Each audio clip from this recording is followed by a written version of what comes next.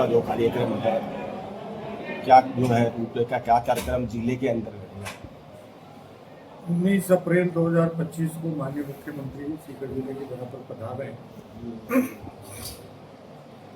8 जगह सीकर जिले की सीमा से प्रारंभ होकर फतेहपुर तक 8 स्थानों पर स्वागत सभा होगी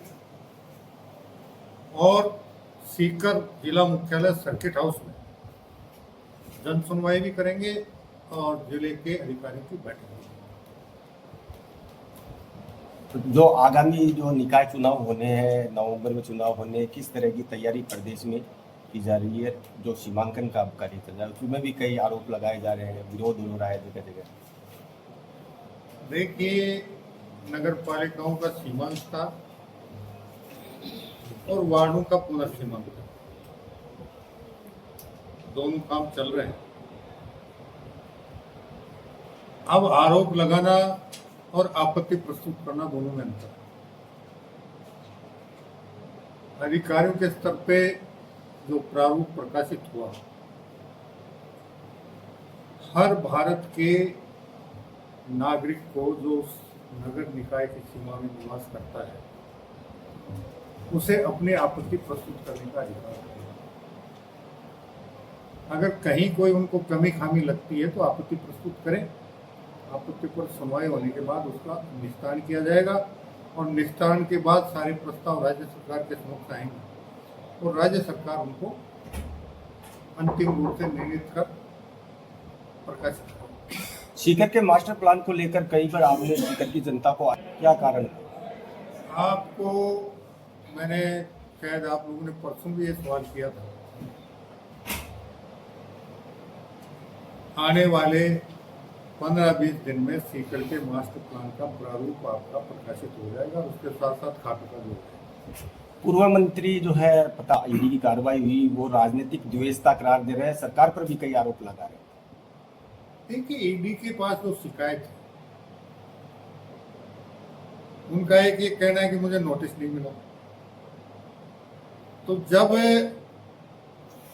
चाहे ईडी हो, चाहे इनकम टैक्स हो या दूसरी जांच एजेंसियां, उनके पास कोई शिकायत आती है और शिकायत में अगर कोई तथ्य उनको लगते हैं कि दम है तो वो सर्च वारंट प्राप्त करती है न्यायालय से और फिर छापा डालती है। तो उसमें नोटिस देने का तो कोई प्रावधान है ही नहीं। और रही बात जो एक चिट फंड कंपनी थी, उसका 30 करोड़ रुपए का कोई कहीं छापा पड़ा, उसमें इनके नाम से लेन देन दर्ज हुआ मिला, उसके आधार पे छापा पड़ा था।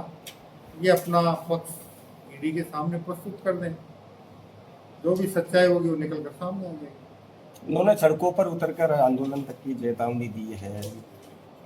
आंदोलन तो अब आप माननीय न्यायालय ने जो ईडी ने कांग्रेस की संपत्ति, कांग्रेस की तो क्या यंग इंडिया की जो संपत्ति अटैच की है, अब न्यायालय के आदेश से अटैच हुई है और फिर भी अगर कोई उसको राजनीतिक द्वेषवश बताता है, 50 लाख रुपए में 5,000 करोड़ की संपत्ति हड़प कर लेना और फिर न्यायालय में उसका एक वाद प्रस्तुत होना, न्यायालय में द्वारा उसका प्रसंज्ञान लेना और न्यायालय के प्रसंज्ञान के बाद ईडी की एंट्री होना, ईडी द्वारा जांच करना और जांच में ये साबित होना कि यंग इंडिया ने 50 लाख रुपए में 5,000 करोड़ रुपए की संपत्ति अर्जित कर ली और न्यायालय ने इसको पुष्ट किया, उसके बाद वो अटैच हो गई। अब उस पर भी पूरे देश में प्रदर्शन कर रहे हैं। इसका तो कोई इलाज नहीं है। अपने अपने राजनीतिक हित के लिए कोई भी जो कुछ करना चाहे करे, राष्ट्र हित में तो कोई कुछ करता नहीं। जो कार्यक्रम सीकर जिले के अंदर है उसको लेकर किस तरह की तैयारियां की गई है? कितनी संख्या में जो कार्यकर्ता जुटेंगे अलग अलग जगह? शेखावटी की जनता को बहुत वर्षों से इस बात की आशा भी थी कि हमारे राजस्थान के ऐसे मुख्यमंत्री बनेंगे जो पीने का पानी लेकर आएंगे, और बहुत पुरानी मांग थी जिसको किसी ने पूरा करने का यदि काम किया है। उनका नाम भजन लाल शर्मा जी है। तो राजस्थान के मुख्यमंत्री बनने के बाद राजस्थान में जो पानी की समस्या थी, चाहे ARCP के माध्यम से हो, चाहे यमुना जल पानी लाने की बात हो, और पूरे राजस्थान में बड़े स्तर पर इसका काम चल रहा है। MOU हो चुके हैं, टेंडरिंग का काम हो चुका है। इसी प्रकार माननीय मुख्यमंत्री महोदय जब बैठक लेने जा रहे हैं हरियाणा के अधिकारियों के साथ, राजस्थान के अधिकारियों के साथ, हमें पानी कितना मिलेगा इस पर विचार पुनः एक बार वापस करके, और इस दरमियान यहाँ की जनता ने फैसला किया है, यहाँ के कार्यकर्ताओं ने निर्णय करा है कि ऐसे मुख्यमंत्री का, ऐसे भागीरथ का हम हमारे शेखावाटी धरती पर स्वागत करें। तो इस दरमियान स्वागत कार्यक्रम भी कार्यकर्ताओं ने अपने स्तर पर रखा है, माननीय विधायकों ने, माननीय हमारे लोग पार्टी संगठन के कार्यकर्ताओं ने, और जगह जगह स्वागत होगा और जगह जगह सभाएं होंगी, ये आपको देखने को अवसर मिलेगा। विपक्ष लगातार जो है कुमाराम लिफ्ट योजना, नहरी योजना को लेकर के सवाल उठा रहा है, लगा रहा है, आरोप भी लगा रहा है सरकार पर, अभी तक कोई काम नहीं हुआ है, उसको लेकर के क्या कहें? विपक्ष तो केवल मीडिया में है, विपक्ष राजस्थान में है ही नहीं।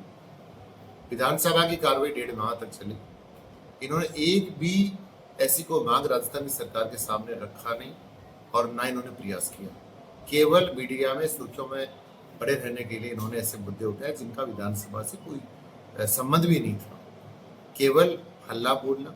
राजस्थान की जनता ने कुछ चुनकर भेजा है, राजस्थान की जनता ने भी इनको मैंडेट देने का काम पहले भी किया था, अब की बार भी जो भी किया, लेकिन राज्य में नहीं तो कभी विपक्ष में विपक्ष की भूमिका आज तक ये निभा नहीं पाए, ये आप लोगों ने देखा।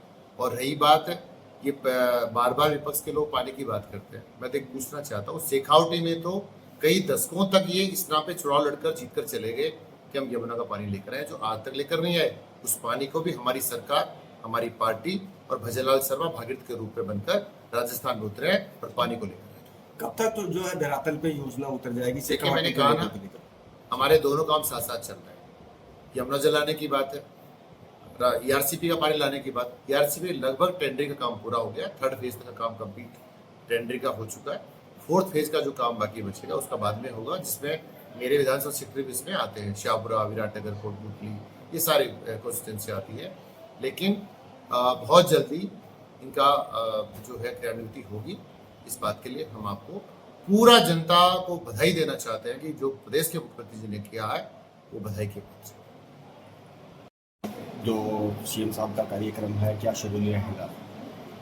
देखिए, 19 अप्रैल को माननीय CM साहब सीकर की धरती से आगे जिस प्रकार से माननीय CM साहब ने यमुना जल समझौते को लेके जो MOU साइन किया था, उसको धरातल पे लाने के लिए, क्योंकि जब कल CMR में बैठक हुई उसमें ये तय हुआ कि जिस प्रकार से यमुना जल का पानी जल्दी से जल्दी शेखावाटी की जनता को मिले।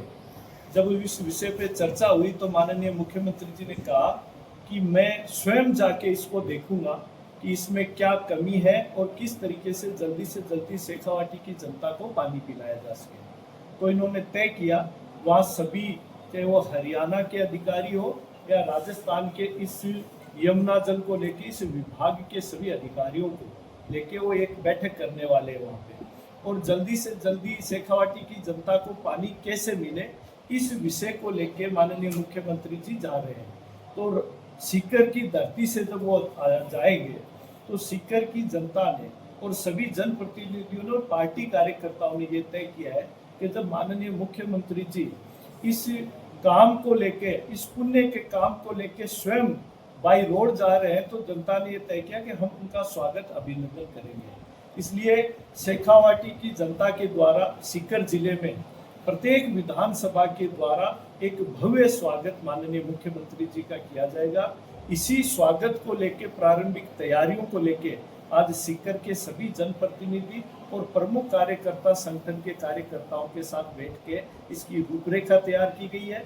किस प्रकार से स्वागत किया जाएगा, किस पॉइंट पे स्वागत होगा और स्वागत का किस तरीके का माध्यम होगा, इन सब को लेके आज सीकर जिला इस कार्यालय के अंदर ये बैठक रखी गई। आम सभा भी रखी गई है कोई? जी, देखिए, ये जो स्वागत के प्रोग्राम है, ये बड़े विशाल तरीके से, भव्य तरीके से स्वागत होने वाले हैं, जिसके अंदर इस स्वागत को आप चाहे स्वागत कहें चाहे सभा कहें, उस विधानसभा की एक अधिकतम संख्या के साथ में एक भव्य स्वागत और साथ में माननीय मुख्यमंत्री जी का उद्बोधन भी उसके अंदर रहेगा, क्योंकि मंच एक सुंदर मंच के द्वारा और सभी कार्यकर्ताओं के द्वारा अलग अलग माध्यमों से स्वागत किया जाएगा।